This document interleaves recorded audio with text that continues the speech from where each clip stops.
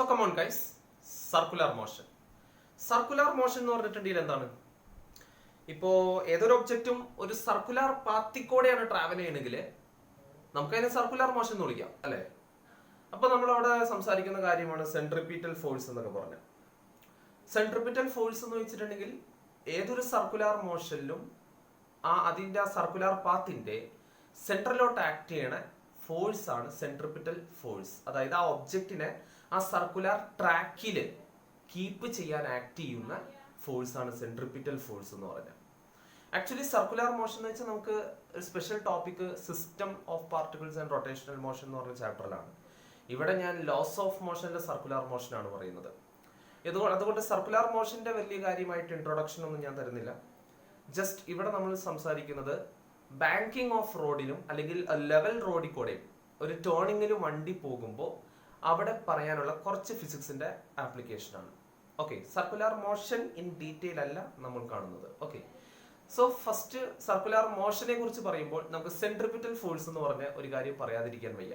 And what is centripetal force? Already ഞാൻ പറഞ്ഞ പോലെ സെൻട്രലോട്ട് ആക്ട് ചെയ്യുന്ന ഫോഴ്സ്, സെൻട്രിപീറ്റൽ ഫോഴ്സ്, സെൻട്രലോട്ട് ആക്ട് ചെയ്യുന്ന ഫോഴ്സ് ആണ് സെൻട്രിപീറ്റൽ ഫോഴ്സ്. യെസ്, സെൻട്രിപീറ്റൽ ഫോഴ്സിന്റെ ഇക്വേഷൻ തന്നിരിക്കുന്നത് mv²/r എന്നാണ്. എം എന്ന് വെച്ചാൽ ഓബ്ജക്റ്റിന്റെ മാസ്, വി എന്ന് പറഞ്ഞാൽ ആ ഒബ്ജക്റ്റ് ആ സർക്കുലർ ട്രാക്കിൽ കൂടെ പോകുമ്പോൾ ആ ഒബ്ജക്റ്റ് എടുക്കുന്ന വെലോസിറ്റി, ആൻഡ് ആ സർക്കുലർ പാത്തിന്റെ റേഡിയസ് ആണ് ആർ എന്ന് പറഞ്ഞിട്ടുണ്ടെങ്കിൽ. ഓക്കെ, ഇപ്പൊ ഇവിടെ ഒരു കൺസിഡർ ചെയ്യുക, ഒരു ടേണിങ്ങിൽ ഒരു ഒബ്ജക്റ്റ് പോവാ, അല്ലെങ്കിൽ ഒരു സർക്കുലർ പാത്തിൽ ഇങ്ങനെ ഒരു ഒബ്ജക്റ്റ് പോവാണ്. അപ്പോ ഈ ഒബ്ജക്റ്റിനെ ഞാൻ പറഞ്ഞല്ലോ ഇതിന്റെ ഈ പാത്തിൽ കീപ്പ് ചെയ്യാൻ ആക്ട് ചെയ്യുന്ന ഫോഴ്സ് ആണ്. സോ സെൻട്രലോട്ട് ആക്ട് ചെയ്യാണ് ഈ സെൻട്രിപീറ്റൽ ഫോഴ്സ് എന്ന് പറഞ്ഞ സാധനം, ദാറ്റ് ഈസ് mv² എന്ന് പറഞ്ഞത്. അതായത് ഇപ്പൊ എക്സാമ്പിൾ ഇപ്പൊ നമ്മൾ പറയാം, ഇപ്പൊ ഒരു സ്ട്രിങ് എടുത്തിട്ട് കല്ലിൽ കെട്ടുക, എന്നിട്ട് കല്ലിങ്ങനെ സർക്കുലർ പാത്തിൽ നമ്മളിങ്ങനെ കറക്കില്ലേ. അപ്പോൾ ആ കല്ല് പോകുന്ന മോഷൻ എന്ന് പറഞ്ഞിട്ടുണ്ടെങ്കിൽ ഡെഫിനറ്റ്ലി സർക്കുലർ മോഷൻ തന്നെയാണ്. And what is the force acting? അവിടെ സെൻട്രിപീറ്റൽ ഫോഴ്സ് ആയിട്ട് ആക്ട് ചെയ്യുന്നത് ആ സ്ട്രിങ്ങിന്റെ ടെൻഷൻ ആട്ടോ, അവിടെ സെൻട്രിപീറ്റൽ ഫോഴ്സ് ആയിട്ട് ആക്ട് ചെയ്യുന്നത്. ഓക്കെ, ഇനി സെൻട്രിപീറ്റലിന്റെ ഒപ്പം തന്നെ നമ്മുടെ NCERT ടേം പറഞ്ഞിട്ടില്ല, പക്ഷെ അതിന്റെ ഒപ്പം തന്നെ പറയേണ്ട മറ്റൊരു ടേം ആണ് സെൻട്രിഫ്യൂഗൽ ഫോഴ്സ് എന്ന് പറഞ്ഞിട്ടുണ്ടെങ്കിൽ. അതായത് നമ്മളിപ്പോ നല്ലൊരു ടേണിങ്ങിൽ വണ്ടി നന്നായിട്ട് വളച്ചെടുക്കുക, നന്നായിട്ട് ഒടിച്ച് വളയ്ക്കുകയാണ്. അപ്പൊ നമുക്ക് തന്നെ ഒരു ടെൻഡൻസി ഉണ്ട്, എന്താണെന്നറിയോ? നമ്മളിപ്പോ ഇങ്ങനെ പോകുന്ന ഒരു വളവാണെങ്കിൽ നമ്മൾ ഇങ്ങനെ വണ്ടി വളയ്ക്കുമ്പോൾ നമ്മൾ അപ്പുറത്തോട്ട്, ദാറ്റ് മീൻസ് ഔട്ടർ സൈഡിലോട്ട് നമ്മൾ തെറിച്ച് പോകാനൊരു ടെൻഡൻസി ഉണ്ട്, അല്ലെ? അതായത് നമ്മുടെ ശരീരത്തില് നമ്മളൊരു ടേണിങ്ങിൽ വളയുമ്പോൾ നമ്മുടെ ശരീരത്തിൽ അല്ലെങ്കിൽ നമ്മുടെ ഒബ്ജക്റ്റില് അല്ലെങ്കിൽ നമ്മുടെ വണ്ടിയിൽ ഒരു സ്യൂഡോ ഫോഴ്സ് എങ്ങോട്ട് ഔട്ട്വേർഡ് ഡയറക്ഷനിൽ ഒരു സ്യൂഡോ ഫോഴ്സ് ആക്ട് ചെയ്യുന്നുണ്ട്. And that force is called centrifugal force. Centrifugal force it is a pseudo force ആണ്.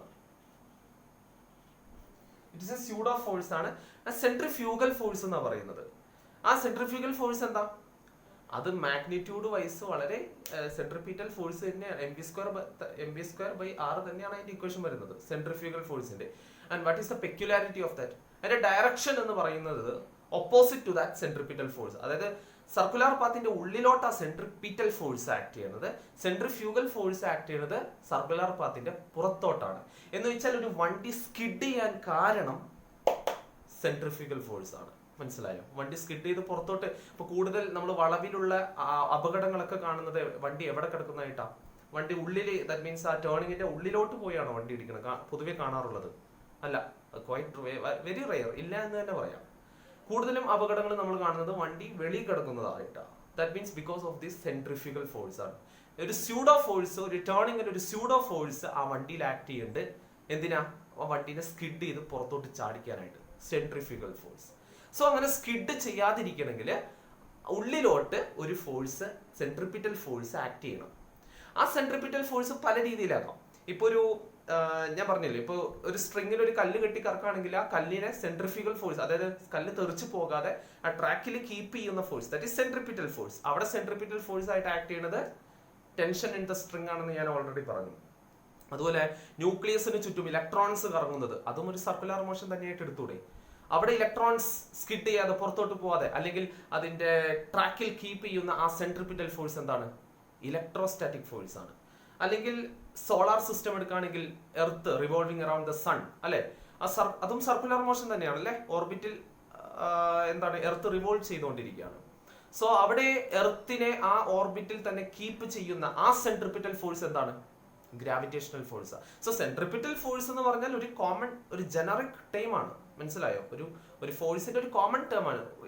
എന്ത് ഫോഴ്സിന്റെ? സെൻട്രലോട്ട് ആക്ട് ചെയ്യുന്ന ഫോഴ്സിന്റെ കോമൺ ടേം ആണ്. It can be gravitation, it can be tension, it can be electrostatic and what ever. Okay, so നമുക്കിന്ന് കാണേണ്ട topic level റോഡിലും banking of റോഡിലും അവിടെയുള്ള എന്താണ് ആപ്ലിക്കേഷൻ എന്ന്. സോ ലെറ്റ്സ് സീ, ഒരു ലെവൽ റോഡില് വണ്ടി ഇങ്ങനെ ടേൺ ചെയ്യാണ് ഒരു വളവില്. ലെവൽ റോഡാണ്. ലെവൽ റോഡ് എന്ന് വെച്ചിട്ടുണ്ടെങ്കിൽ അതിന്റെ ആ റോഡിന്റെ ഇന്നർ എഡ്ജും ഔട്ടർ എഡ്ജും സെയിം ഹൊറിസോണ്ടൽ ലെവലിലാണ് കിടക്കുന്നത്. മനസ്സിലായോ? ഓക്കെ, സോ അങ്ങനത്തെ ഒരു വളവില് വണ്ടി ഇങ്ങനെ ടേൺ ചെയ്യാണ്. ഓക്കെ, സോ അവിടെയുള്ള പ്രത്യേകതയല്ല, അവിടെ എങ്ങനെയാണ് ഫോഴ്സ് എന്ന് നോക്കാം. സോ ഞാൻ പറഞ്ഞു, ഈ വണ്ടി സ്കിഡ് ചെയ്യാനുള്ള സാധ്യത, പുറത്തോട്ട് സ്കിഡ് ചെയ്യാനുള്ള സാധ്യതയുണ്ട്. കാരണം ഇവിടെ ഒരു സ്യൂഡോ ഫോഴ്സ് ആക്ട് ചെയ്യുന്നുണ്ട്. ദാറ്റ് ഈസ് സെൻട്രിഫ്യൂഗൽ ഫോഴ്സ് ആണ്. And it's value magnitude is same as centripetal force mv²/r തന്നെയാണ്. ക്ലിയർ? mv²/r തന്നെയാണ്. പക്ഷെ എന്തുകൊണ്ട് അത് സ്കിഡ് ആവുന്നില്ല? എന്തുകൊണ്ട് പുറത്തോട്ട് തെറിച്ചു പോകുന്നില്ല? കാരണം അവിടെ ഇങ്ങോട്ട്, ദാറ്റ് മീൻസ് അവിടെ സെൻട്രിപിറ്റൽ ഫോഴ്സ് ആയിട്ട് മറ്റാരോ ഉണ്ട്. അതായത് സെൻട്രലോട്ട് ആക്ട് ചെയ്യുന്ന മറ്റാരോ ഫോഴ്സ് ഉണ്ട്, മറ്റേതോ ഫോഴ്സ് ഉണ്ട്. വേറെ ആരുമല്ല, അവിടെ ആക്ട് ചെയ്യുന്നത് ഫ്രിക്ഷണൽ ഫോഴ്സ് തന്നെയാണ്. ഫ്രിക്ഷൻ. ഓക്കെ, ഫ്രിക്ഷൻ ഫോഴ്സ് ആണ്. ഇവിടെ സെൻട്രിപിറ്റൽ ഫോഴ്സ് ആയിട്ട് ആക്ട് ചെയ്യുന്നത് ആരാണ്? ഫ്രിക്ഷൻ ഫോഴ്സ് ആണ്. സോ ഈ ഫ്രിക്ഷൻ ഇങ്ങനെ സെൻട്രിപിറ്റൽ ആയിട്ട് ഉള്ളിലോട്ടുള്ളത് കാരണമാണ് ഈ വണ്ടി തെറിച്ച് പുറത്തോട്ട് പോവാത്തത്. മനസ്സിലായോ? അപ്പൊ ഈ ഫ്രിക്ഷനും ഈ സെൻട്രിഫ്യൂഗൽ ഫോഴ്സും mv²/r തമ്മിലുള്ള ബന്ധം, റിലേഷൻ എങ്ങനെയായിരിക്കണം? ഈ വണ്ടി സ്കിഡ് ചെയ്യാതെ പോണെങ്കിൽ എന്തായിരിക്കണം? അതായത് ഈ ഫ്രിക്ഷൻ ഫോഴ്സ് എന്ന് പറയുന്നത് must be greater than or equal to mv²/r ആയിരിക്കണം. ശരിയല്ലേ?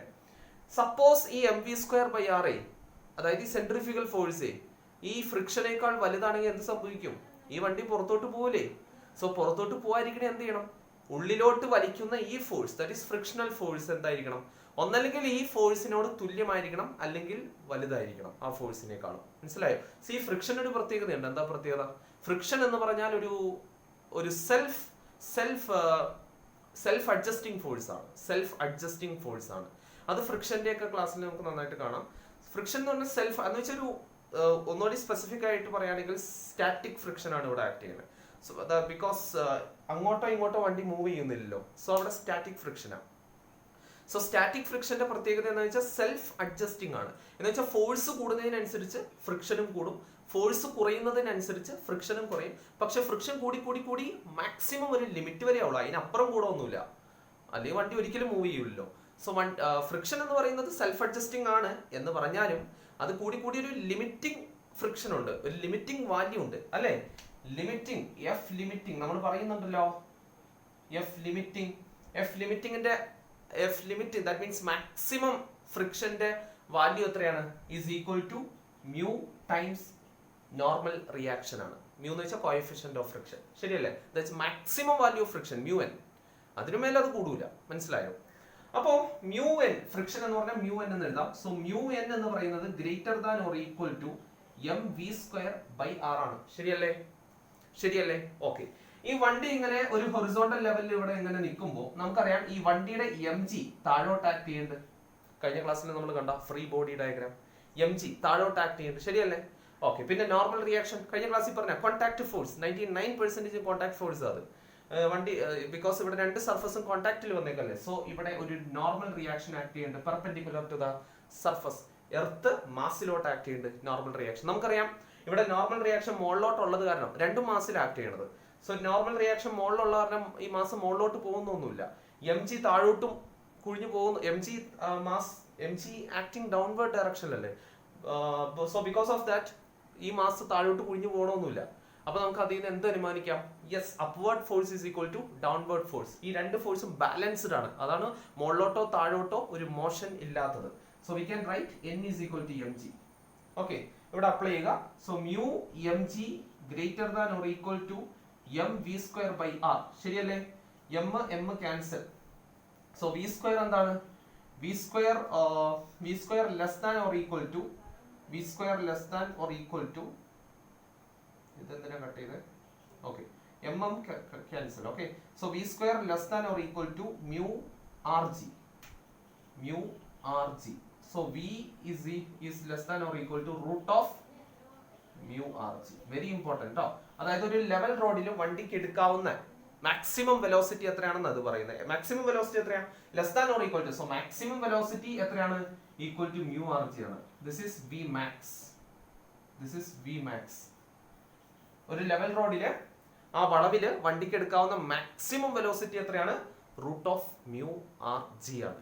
ഇതിനേക്കാൾ കൂടുതൽ, that means if the velocity of the vehicle is greater than root of mu rg, what will happen?